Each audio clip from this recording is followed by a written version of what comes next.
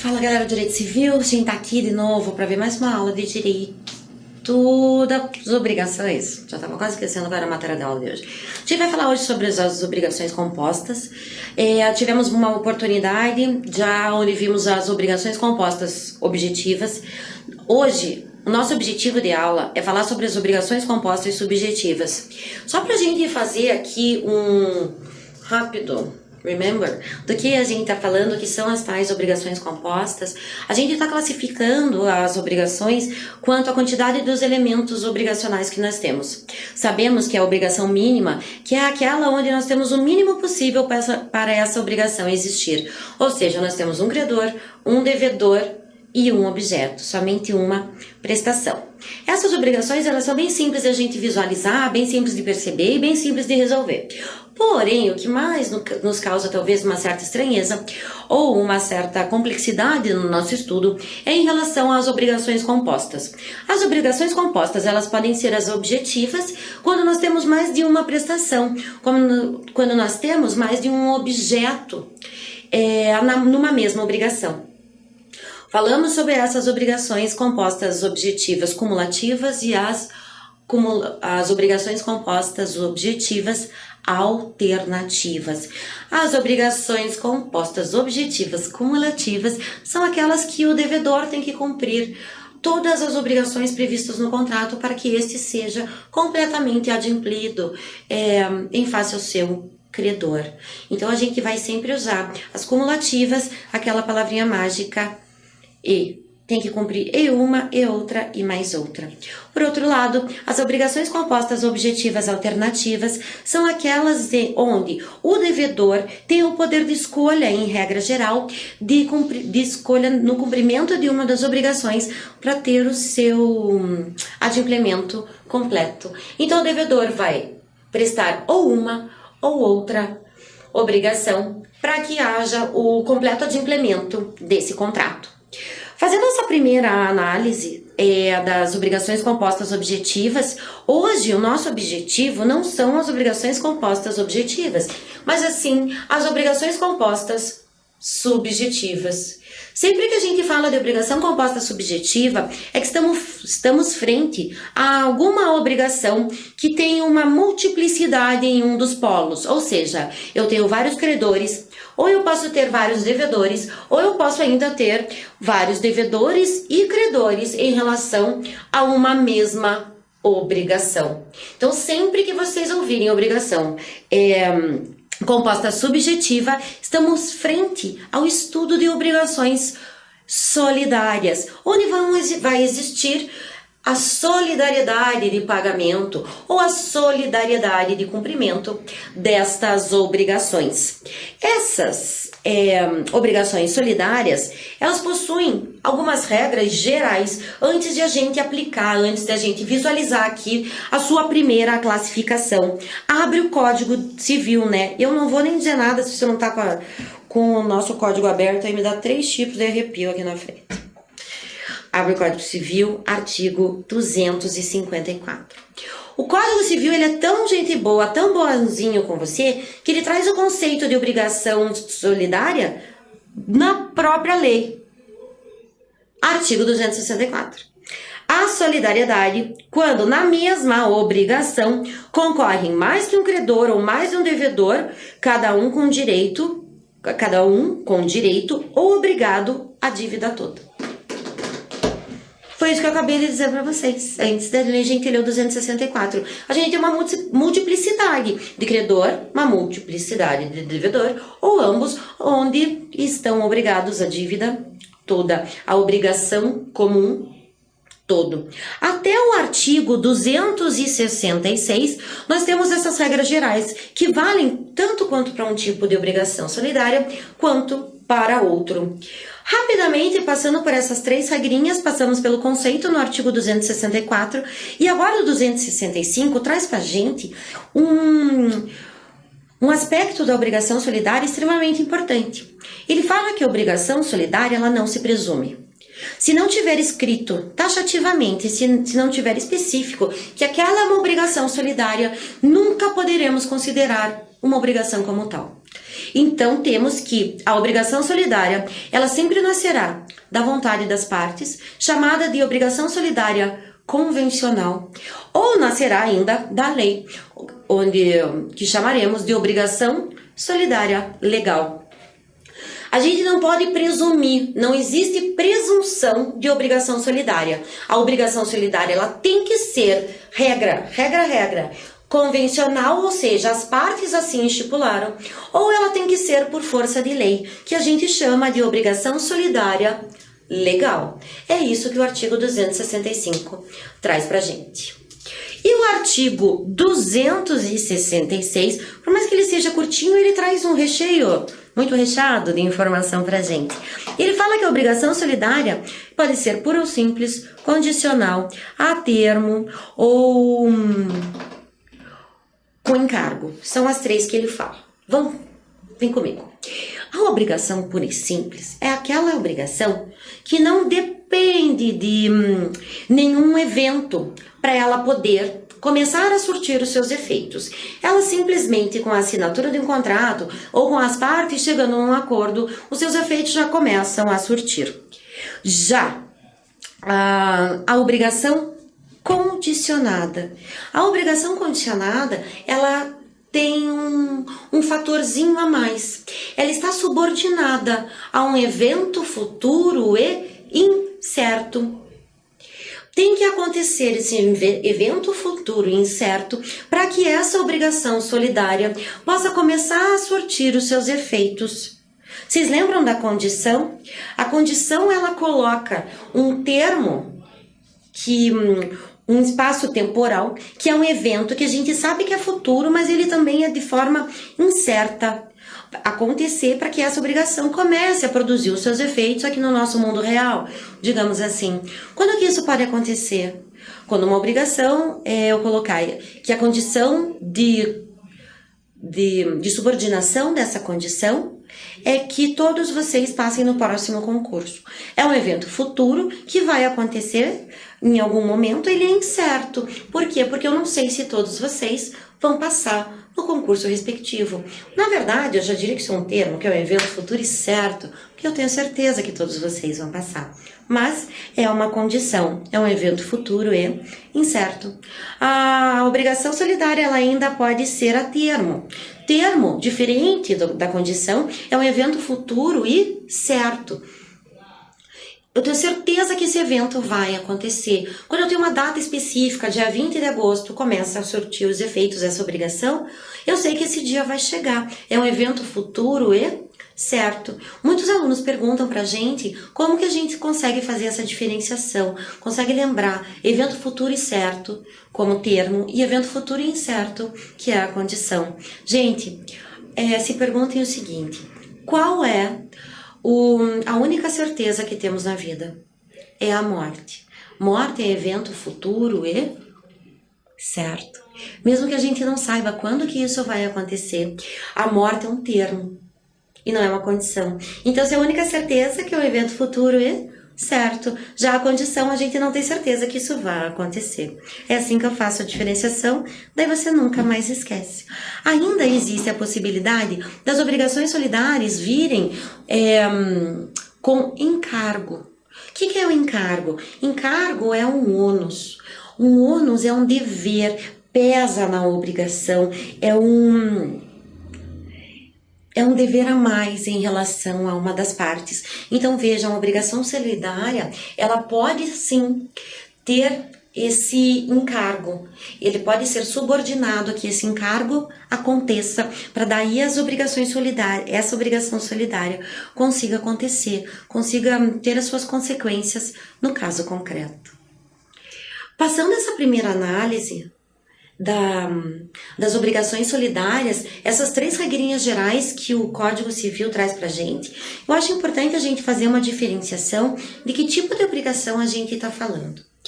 Essa obrigação que a gente está estudando aqui, que tem um livro todo especial dentro do Código Civil, né, que ele coloca ali, parte especial, livro 1, do direito das obrigações. Essas obrigações são as obrigações de natureza contratual. Essa solidariedade que a gente está estudando aqui são as obrigações que nascem de acordo de vontades. São as obrigações que a gente encontra corriqueiramente nos contratos.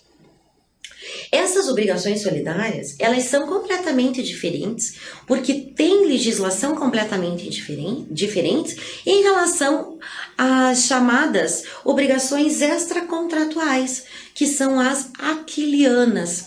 As obrigações extracontratuais, elas não nascem de um acordo de vontade. Essas obrigações, elas nascem por dever de indenizar. O exemplo mais fácil que me vê que são essas obrigações extrajudiciais extracontratuais, as obrigações extracontratuais, bater o carro, por exemplo. Vem um terceiro, você sai de manhã para trabalhar, acaba. Ele não vê o sinal fechar e acaba batendo na traseira do teu carro.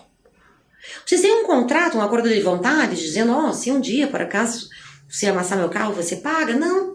Essa não é uma obrigação que nasce do choque de vontades. Não nasce de uma obrigação, mas nasce de um dever de indenizar, que são as extras contratuais, também chamadas de aquiliana. Essas obrigações, elas são estudadas dentro do direito civil na parte de responsabilidade civil. Hoje aqui, pra gente, não é o tipo de responsabilidade, de obrigação que nos importa. O que nos importa hoje são as obrigações que nascem do acordo de vontade.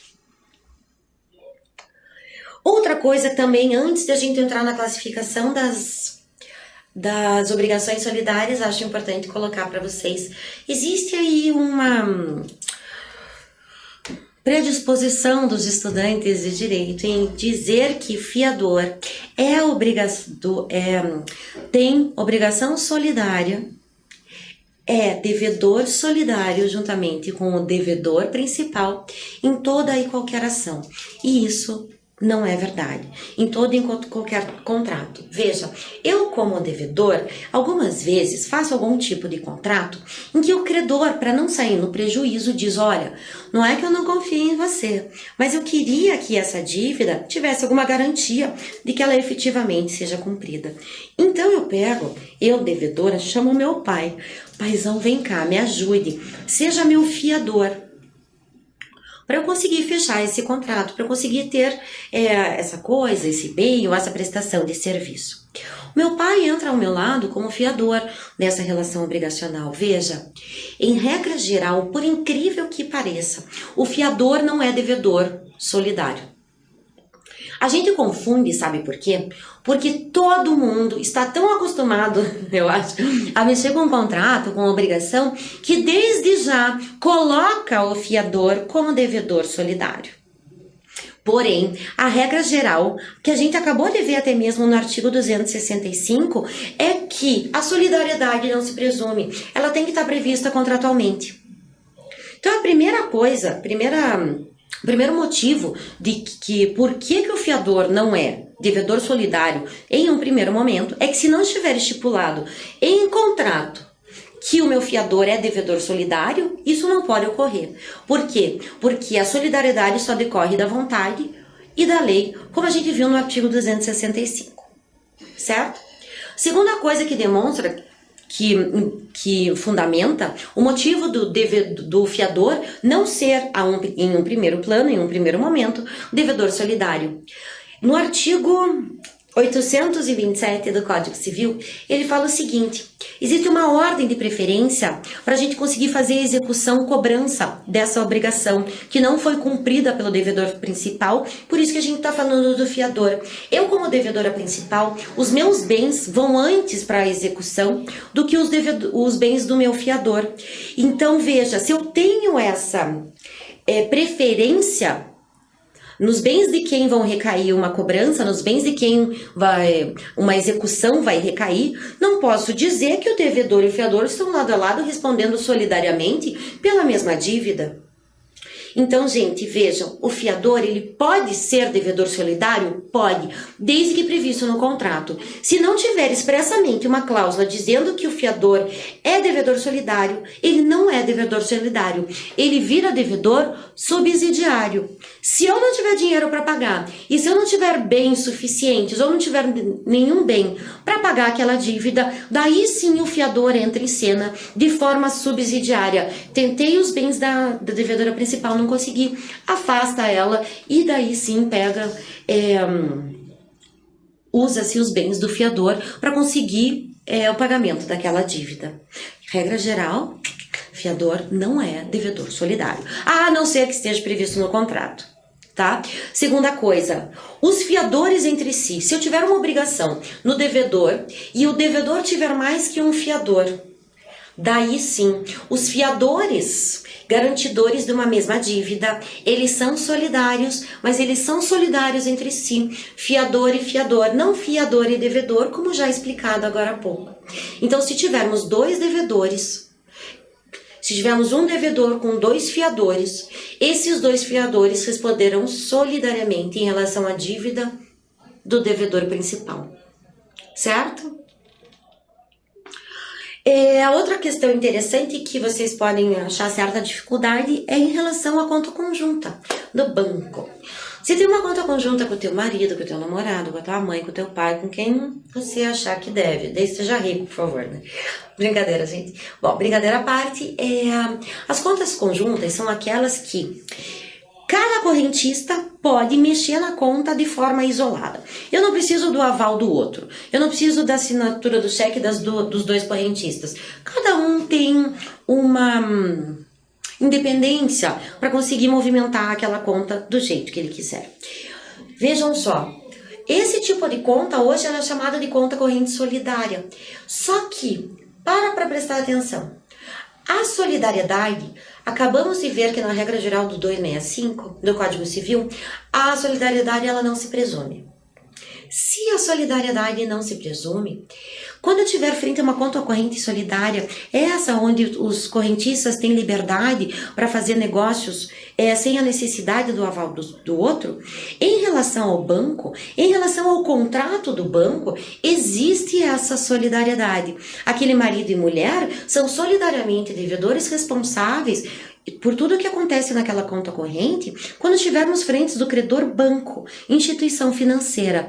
Porém, em relação a terceiros, em relação a qualquer dívida adquirida, por exemplo, em relação a um dos correntistas, aquela outra pessoa não é a devedora solidária, uma vez que a solidariedade não pode ser presumida, ela tem que partir de um contrato, da solidariedade convencional, ou a partir da lei, na solidariedade legal. Então, a solidariedade dentro da conta corrente, ela só ocorre frente ao banco. Ela só é válida, ela só é legítima de ser arguida em relação ao contrato do banco, porque ali foi previsto que eles são devedores solidários. Em relação a terceiro, em relações jurídicas feitas entre um correntista e terceiros, essa solidariedade não ocorre. Entenderam? Perfeito, meu povo, para frente. Então, eu vou entrar agora nas obrigações solidárias propriamente ditas. Primeira classificação das obrigações solidárias. A obrigação solidária ela pode ser ativa, passiva ou mistas. As obrigações solidárias ativas é quando eu tenho mais de um credor. O polo ativo da relação obrigacional tem mais do que uma pessoa. Tenho 2 credores, 3 credores, 4 credores e assim por diante. A obrigação solidária passiva, ela tem múltiplos devedores. Por quê? Porque a parte obrigacional passiva ela é composta por devedores. Se for solidária, é porque estão nos dizendo que existem vários devedores naquela mesma obrigação. E por último, as obrigações solidárias mistas são aquelas em que eu tenho multiplicidade no polo passivo e no polo ativo. Ou seja, eu tenho multiplicidade de devedores, assim como tenho multiplicidade de credores. Essa primeira classificação é tranquila, acho que não tem muito problema, não é muito complexa. Vamos começar falando sobre a solidariedade ativa. A solidariedade ativa é aquela onde uma obrigação possui vários credores. Ela está prevista no Código Civil a partir do 267 até o artigo 274. O que acontece numa relação jurídica, numa obrigação, onde eu possuo vários credores? Cada credor tem o direito de cobrar para si, do devedor, a conta toda. Ele pode pedir o adimplemento total da obrigação para o devedor. Somente um credor. E o devedor pode pagar diretamente para aquele credor que o cobrou. O devedor, antes mesmo de a gente falar sobre ação judicial, antes de ter uma demanda judicial, o devedor pode sim pagar para qualquer cocredor. Os cocredores são aqueles que são credores em relação a uma mesma obrigação, onde tem um polo ativo em sua multiplicidade. Qualquer cocredor tem direito de recebimento da dívida, da obrigação como um todo. Isso antes da relação jurídica, isso antes da obrigação ter demanda judicial. Agora imagina o seguinte: o devedor atrasou a sua prestação, não cumpriu a sua obrigação e um dos credores somente entrou contra o devedor. Nesse caso, se somente um dos credores participou como autor, uma cobrança, uma execução, em relação àquele devedor, o devedor só vai poder pagar para o credor autor, o credor aquele autor da ação de cobrança, de execução, monitora, seja ela qual for, em relação à possibilidade de ver seu crédito satisfeito, certo? Já falamos, mas vamos repetir, a solidariedade ativa tem que ser convencional, aquela estipulada entre as partes, ou legal. Trouxe para vocês como exemplo de uma obrigação solidária legal o artigo 2º da lei do inquilinato. Cadê? Achei.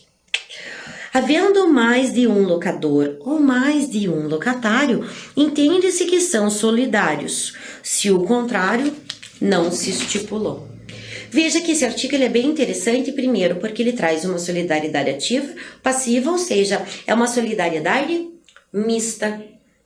E ainda ele fala assim, eles vão ser locadores ou locatários solidários, desde que no contrato não tenha sido acordado coisa diferente.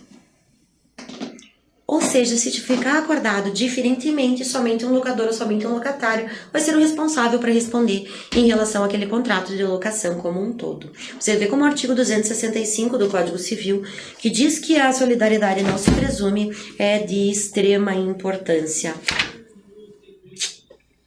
Voltando aqui, em relação à nossa solidariedade ativa, vamos ver os principais dispositivos legais que falam sobre a solidariedade ativa.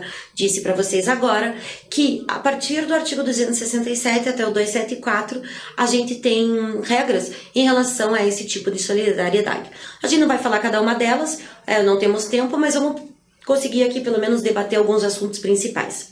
O artigo 270 fala sobre o falecimento de um dos credores. Veja, estamos frentes a uma obrigação solidária ativa, ou seja, são vários credores. Eu tenho 3 credores e somente um devedor. Imagine um exemplo assim, eu tenho credor 1, credor 2, credor 3 e somente um devedor. Imagine se o credor 1 morre. O credor 1 morre e seus herdeiros têm direito a receber aquele crédito, certo? Eles vão assumir a relação, o lugar da relação daquele credor para conseguir receber a sua parte do crédito. Vamos imaginar que a parte do credor 1 seja 12 mil reais. Só para ficar fácil a minha conta aqui. Cada credor aqui, o credor 1, 2 e 3, cada um tem o direito de receber 12 mil. Esse credor que faleceu, ele vai ser substituído por 3 herdeiros, por 3 filhos. Ele tem 3 filhos, esses 3 filhos vêm parar na relação obrigacional. Vejam, quando da morte do credor, esse credor principal que acabou por falecer, em relação aos 3 herdeiros, essa solidariedade cessa. Os 3 herdeiros não entram como 3 novas pessoas nessa relação obrigacional e cada um deles tem o direito solidariamente de receber o mesmo que o credor tinha.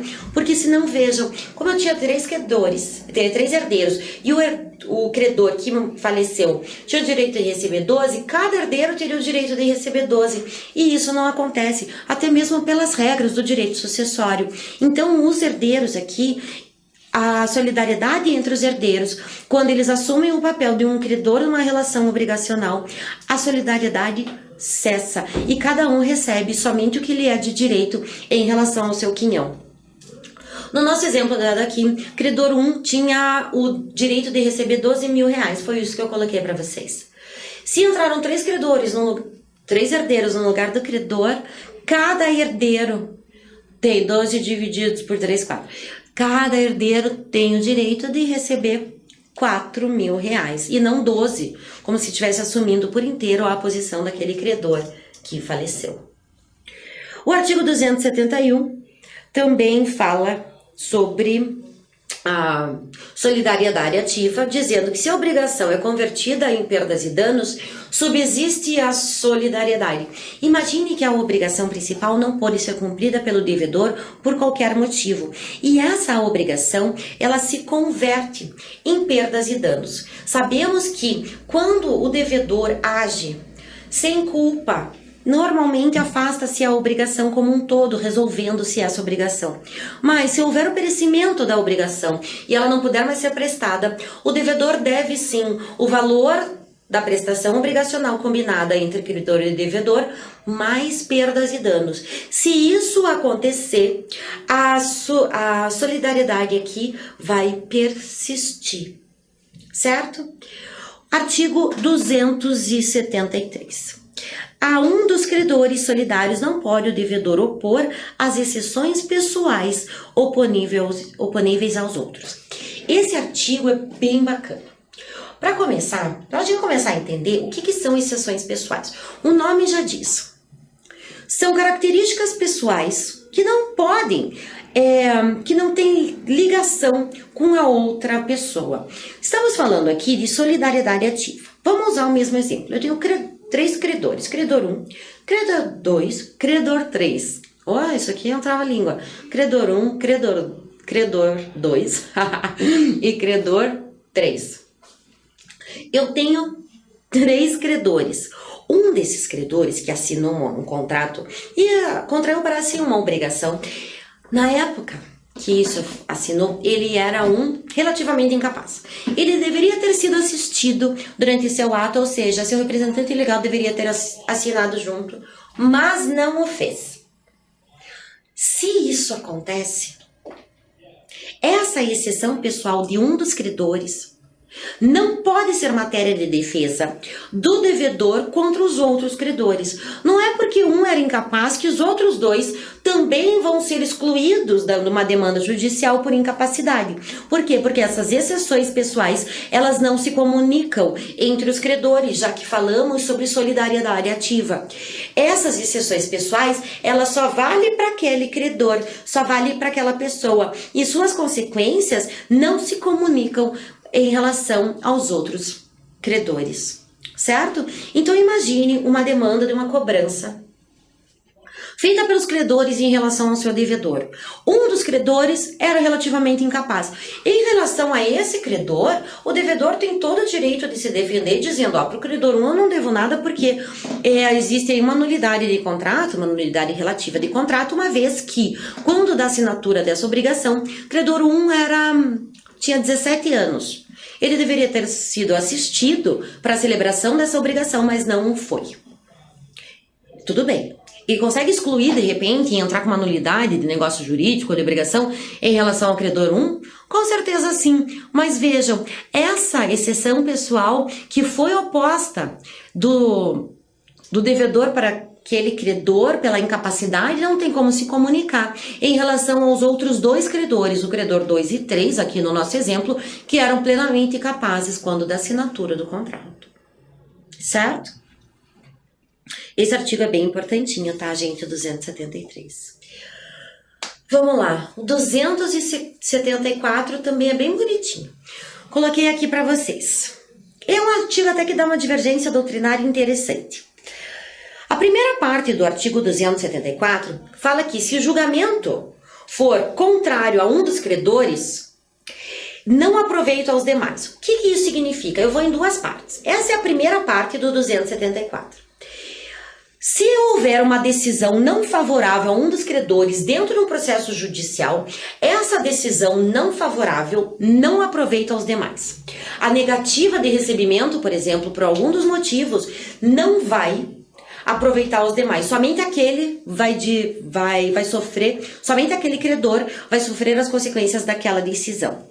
Agora, por outro lado, o finalzinho daí do 274, a segunda parte desse artigo, diz que se a decisão for favorável, a todos os outros credores aproveita.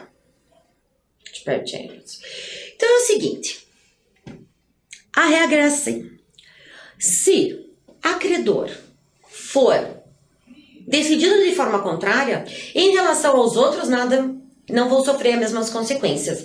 Mas se, por outro lado, um credor tiver uma decisão favorável em relação a essa obrigação, a todos os outros aproveita. Certo? Vejam, as obrigações solidárias ativas, essas que estamos estudando nesse momento, que tem muitos credores, uma multiplicidade de credores, elas não são muito comuns no nosso ordenamento. Muito comuns são as obrigações solidárias passivas, onde temos diversos devedores, tá? Então, eu imagino que se esse assunto for cair numa prova de concurso, eu apostaria que cairia uma solidariedade passiva, não ativa. Mas isso não quer dizer que você tem que deixar de estudar isso do mesmo jeito. Tem que saber até para o seu trabalho futuro, certo? A gente estava falando aqui do que aproveita um credor em relação a uma ação judicial, o que não aproveita. Veja, nem precisa chegar em ação judicial. Se um dos credores pega aquele título e protesta por causa do atraso, a gente sabe que o protesto do título interrompe a prescrição. Um dos credores foi lá e protestou esse título. A prescrição... Interrupção, gente, sumiu o nome na minha cabeça. A interrupção da prescrição pela apresentação em cartório desse título aproveita a todos, ou seja, esse título não vai prescrever em relação a nenhum credor. Em relação às obrigações solidárias ativas, ou seja, com multiplicidade de credores, era isso que a gente tinha para conversar. Espero que tenha sido produtivo, estudem, leiam o Código Civil e até a próxima aula.